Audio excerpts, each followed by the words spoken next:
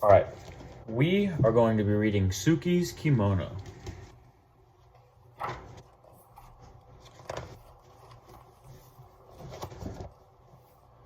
On the first day of school, Suki wanted to wear her kimono. Her sisters did not approve. "You can't wear that," said Mari. "People will think you're weird." "You can't wear that," said Yumi. "Everyone will laugh, and no one will play with you. You need something new, Suki. You need something cool."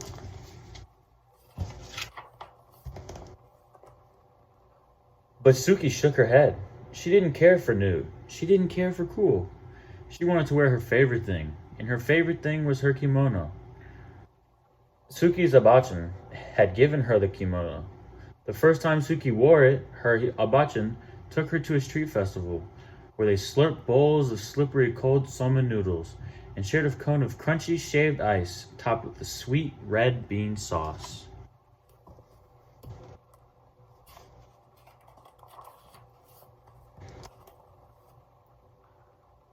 Under strings of paper lanterns, Suki joined her abachan in a circle dance. She followed her and copied her movements, trying to be as light and as graceful. She watched the other women and children who danced, especially those who were dressed in a cotton kimonos like her.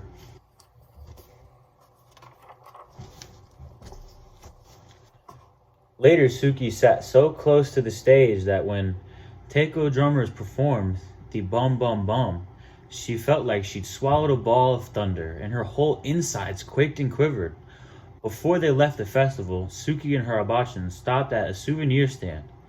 There were many things to choose from, but her abachan found the prettiest thing of all, a handkerchief of pale pink linen decorated with tiny maple leaves and cherry blossoms.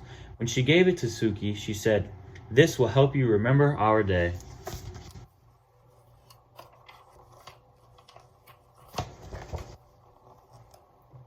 Now it was time for school.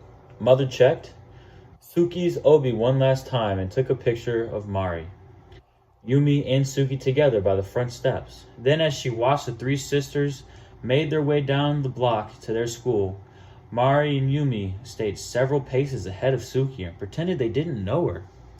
But Suki didn't mind. She turned and waved to her mother.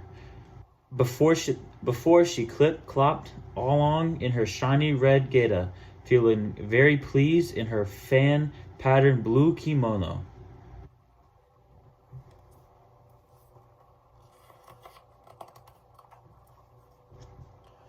Once in a while, Suki would lift her arms and let the butterfly sleeves flutter in the breeze. It made her feel like she'd grown her own set of wings.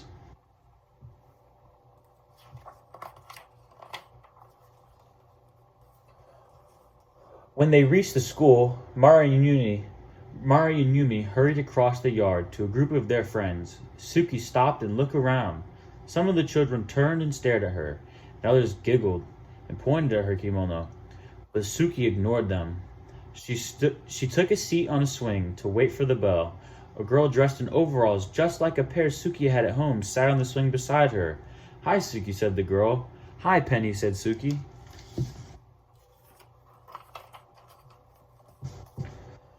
"How come you're dressed so funny?" Penny asked. "Where did you get those shoes?" Suki lifted her feet off the sand and wiggled her toes.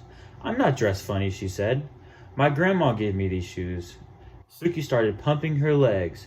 After a moment, Penny did the same, and soon they were both swinging as fast and as high as they could. Swoosh, swoosh, and up and up.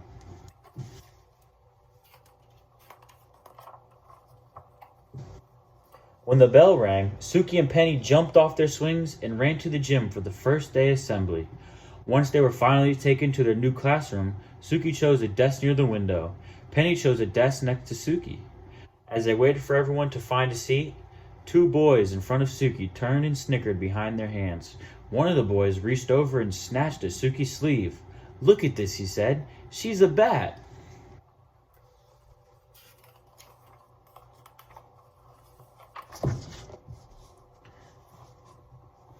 Suki felt her cheeks burn, but she did not respond. Instead, she concentrated on sitting up straight and tall, the way her abachan always did. It was easy to do with the way it was easy to do with the way her abajan always did. It was easy to do with an obi wrapped snug around her middle. Her obi was golden yellow, and in its folds, Suki had tucked away her pale pink handkerchief.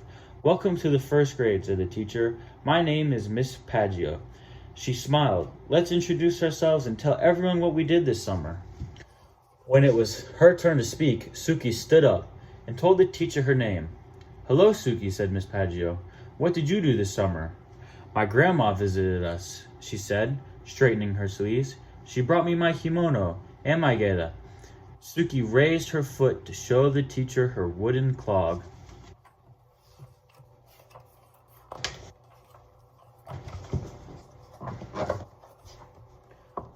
Somewhere in the classroom, someone laughed, but Suki took a deep breath and continued. "The best thing was that she took me to a festival, and there was dancing girls dressed like me, and they danced like this." She took a few steps and swayed her arms sideways.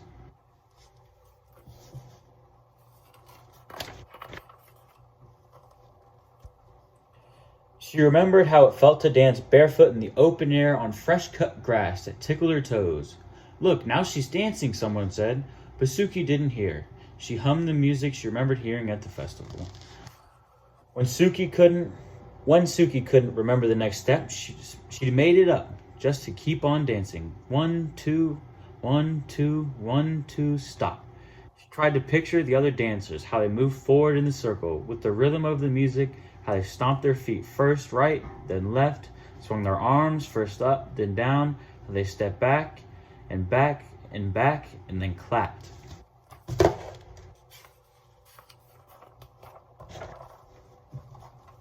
When she finished, the room seemed very quiet. Everyone was watching her. Suki sat down, wondering if she was in trouble.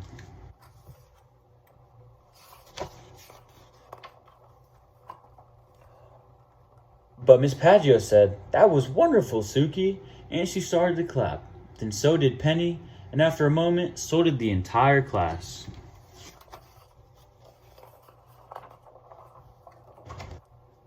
After school, as the three sisters walked home together, Mari and Uni grumbled about their first day. "No one even noticed my new sweater," said Mari.